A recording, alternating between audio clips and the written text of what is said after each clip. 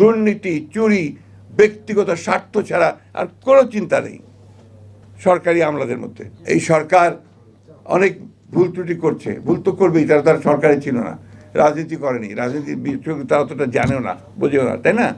তো তাদেরকে তো সেই সময়টুকু সুযোগ দিতে হবে। প্রতিদিন আপনার এখন বার হচ্ছে আপনার মিছিল, দাবি দাওয়া সব বেড়ে গেছে। একদিন কোথায় ছিলে বাবা? তখন তো একটা কথা বলার সুযোগ, সাহসও কেউ পাও নাই, একটা কথা বলার সুযোগ কেউ পাও নাই, সাহসও পাও নাই। আর এখন যেহেতু একটা অবস্থা তৈরি হয়েছে, সবাই ঝাঁপিয়ে পড়ছে। এখন ওয়াজির সাহেব বলছিলেন যে ওনার পাশেই জাতীয় বিশ্ববিদ্যালয়, না আজকে ওখানে স্ট্রাইক চলছে, রাস্তাঘাট বন্ধ। তো এটাতে লাভটা কার? এটাতে এই দেশের, এই সমাজের, এই মানুষের কোনো লাভ হবে না। ধৈর্য ধরে যাই, সামনের দিকে যাই। অনেক ত্রুটি আছে, আমি বিশ্বাস করব, তো অনেক ত্রুটি তো তারা নিয়ে এসছে, একটা জঞ্জালের মধ্যে এসছে, একেবারে ধ্বংসপ্রাপ্ত জঞ্জাল। চিন্তা, আমার ধারণা ছিল যে এটা এত খারাপ হয়ে গেছে। এই আপনার পরিবর্তনের পরে যখন আমরা দু একটা জায়গায় খোঁজখবর নেই, অফিস আদালতে খোঁজখবর নেই, ভয়াবহ কাণ্ড, ভয়াবহ দুর্নীতি, চুরি, ব্যক্তিগত স্বার্থ ছাড়া আর কোনো চিন্তা নেই সরকারি আমলাদের মধ্যে। বলতে আমি বাধ্য হলাম, দুঃখিত। তো এই অবস্থার পরিবর্তন তো আপনার এত দ্রুত হবে না, একদিনে হবে না। ধৈর্য ধরেন, স্ট্রাকচার আমরা খাড়া করি, গণতান্ত্রিক একটা স্ট্রাকচার খাড়া হোক। সেই স্ট্রাকচার খাড়া হলে নিশ্চয়ই আমরা আপনার সামনের দিকে এগিয়ে যেতে পারবো। এখানে নির্বাচন বলার কারণটা হচ্ছে একটাই, হচ্ছে যে আমরা বিশ্বাস করি, আমি জানি না আমার এই বিশ্বাস ভুল কিনা, যে কোনো নির্বাচিত সরকার কিন্তু একটা অনির্বাচিত সরকারের চেয়ে ভালো। আমার এক্সেস থাকে, আমি যেতে পারি, কথা বলতে পারি, এমন কিন্তু আমার সেই জায়গাটা নেই। জিয়াউর রহমানের কৃতিত্বটা ছিল কোন জায়গায়? জিয়াউর রহমানের কৃতিত্ব ছিল ওই জায়গায় যে তিনি একটা একদলীয় শাসন ব্যবস্থা, একেবারে বদ্ধ একটা রাজনীতি এবং বদ্ধ একটা অর্থনীতি, সেখান থেকে তিনি বের করে নিয়ে এসেছিলেন।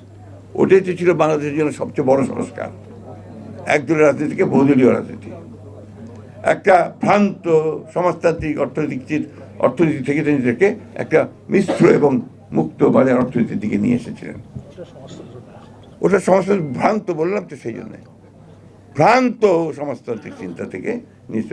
আর আওয়ামী লীগ সমাজতন্ত্র করবে কি? আমরা তো কোনো সমাজতন্ত্র বিশ্বাসই করতো না, করতো না। এটা হচ্ছে ছিল থেকে প্রতারণা। আপনার, আমার এখনো মনে আছে, এটা বোধহয় সম্ভবত আপনার 69-এই আপনার এই শহীদ মিনারে আপনার সব অল পার্টি মিটিং হচ্ছে ওখানে আপনার 21শে ফেব্রুয়ারির পরের দিন বা 21শে ফেব্রুয়ারিতে। তো ওইখানে আমাদের ওই যে তখন আপনার ছাত্র ইউনিয়নের প্রেসিডেন্ট ছিলেন আমাদের নর্থ বেঙ্গলের, না মানিক ভাই না, আপনার যে দোহা ভাই, শামসুদ্দোহা ভাই, হ্যাঁ সেক্রেটারি। তো উনি বক্তৃতা করতে গিয়ে আফ্রো এশিয়া লাতিন আমেরিকার করে এই আপনার সমাজতন্ত্রের কথা বলে মার্কিন সাম্রাজ্যবাদের বিরুদ্ধে কথা বললেন। আর যায় কোথায়, এত বড় বড় চুরি টুরি সব বেরোয় আসলো, মার্কিন সাম্রাজ্যের বিরুদ্ধে কথা বলা যাবে না, এবং সেটা ছাত্রলীগের নেতারা, রিমেম্বার? তো তখন ওই দল যদি আপনার সমাজতন্ত্র করতে যায় তো কী হবে সমাজতন্ত্রের অবস্থা? তাই হয়েছে। তা আজকে এই জিনিসটা আমাদেরকে বুঝতে হবে যে আমরা ওই জায়গাটা থেকে বেরিয়ে এসে একটা সুযোগ পেয়েছি, সম্ভাবনা তৈরি হয়েছে একটা, যে আমরা একটা ভালো কিছু করব। এই সংস্কারের প্রস্তাবগুলো আসতে শুরু করেছে। আমার বিশ্বাস যে আমাদের প্রধান উপদেষ্টা তিনি খুব শীঘ্রই এই বিষয়গুলো ডাকবেন, একটা সমাধানের দিকে আসবেন, আলোচনা হবে, ঐক্যমতের ভিত্তিতে আমরা একটা জায়গায় গিয়ে পৌঁছাবো। নির্বাচনটার কথা এই জন্যই তাড়াতাড়ি বলি যে নির্বাচনটা হলে এই সমস্যাগুলো চলে যাবে। এখানে আপনার একটা নির্বাচিত সরকার, সে একটা পিপলস ম্যান্ডেট নিয়ে বসবে। এরা তো এখন বসতে পারেনি, ওদের মধ্যে সেই যে কনফিডেন্স, সেই কনফিডেন্সটা নাই।